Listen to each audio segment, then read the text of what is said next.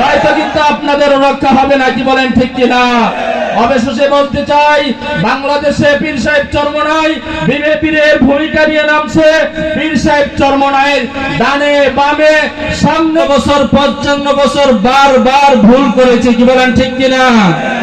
ফলে আমরা বাংলাদেশকে বারবার দুর্নীতিতে চ্যাম্পিয়ন করেছি, কি বলেন ঠিক না? যদি বলে বাংলাদেশকে দুর্নীতিতে চ্যাম্পিয়ন কে করেছে, আপনারা বলতে পারবেন না? আশ্চর্য ব্যাপার। যদি বলে চাঁদাবাজের দলকে, সাথে সাথে বলে বলতে পারবেন, কি বলেন ঠিক না? খুনির দলকে বলতে পারবেন না? এদেরকে আপনারা চিনতে পেরেছেন তো, কি বলেন ঠিক কিনা? ক্ষমতা বারবার ওদেরকে পাল্টাইয়া দেওয়া দিয়ে দেখা হয়েছে, কি বলেন ঠিক না?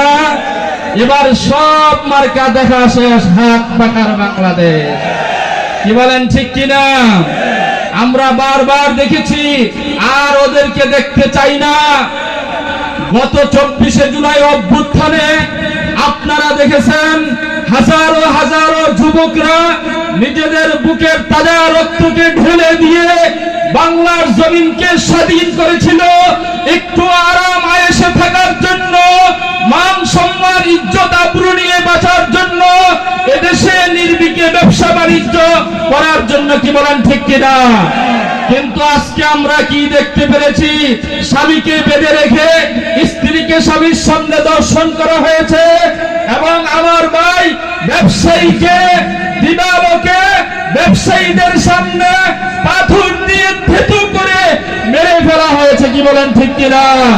এমন বাংলাদেশ বাংলার জনগণ চায় না। বাংলার জনগণ সচেতন হয়েছে, এদেরকে প্রতিরোধ করবে ইনশাআল্লাহ। আমি ব্যবসায়ী ভাইদেরকে বলবো, আপনাদের সংগঠন আছে, আপনারা দেখেছি একজন ব্যবসায়ীকে হত্যা করার পর আমাদের ইসলামী যুব আন্দোলন সর্বপ্রথম মাঠে নেমেছে, কি বলেন ঠিক কিনা? আপনারা ব্যবসায়ী রাজ কোথায়?